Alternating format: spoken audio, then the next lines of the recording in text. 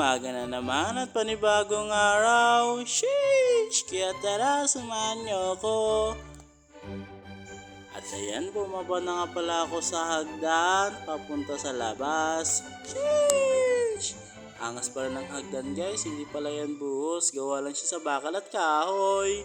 Sheesh! Kitang kita niyan guys. At dito, tamang almusal muna tayo. Kain muna ng tinapay at inom ng mainit na kape. Kahit hindi naman talaga mainit yung kape ko. Sheesh!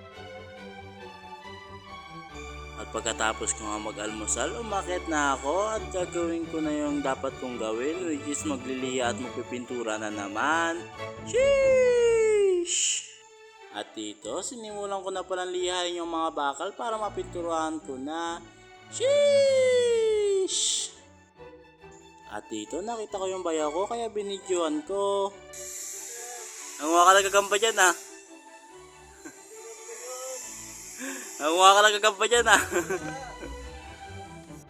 At pagkatapos ko ang lihain, ayan, pinagpagan ko at pipinturahan ko na. Sheesh!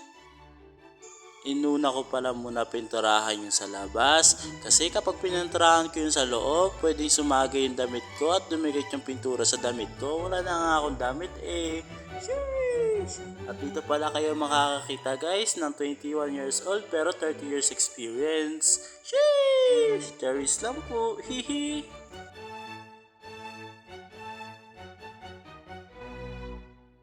At dito, medyo nangangalahati na tayo. First coat pa lang yan guys, may second coat pa. At ayan, nagsimula na sila magtawag at kakain na daw. Sheesh! Kakain na naman!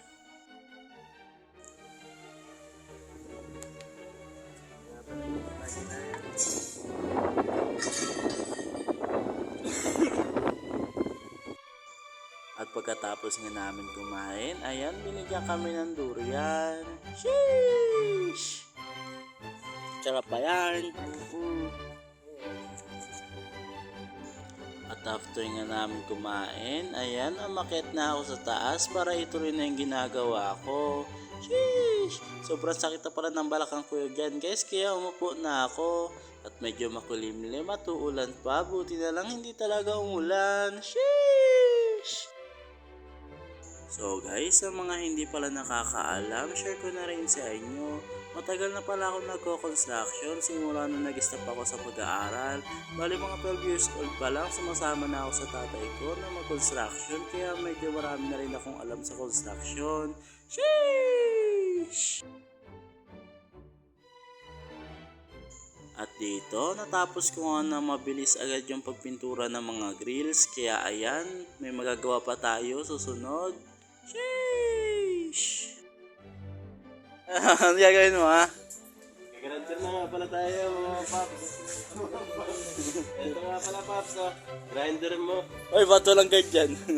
Bawal yan, wala ka safety boy. Pero, alam mo Kuya, anong gagawin ko? ito ba yun? Pwede na pinturahan tong harap na to. Anong gagawin ko? Ano boy? Nahirapan ka na magsuot, tumataba ka na boy! Knocknut!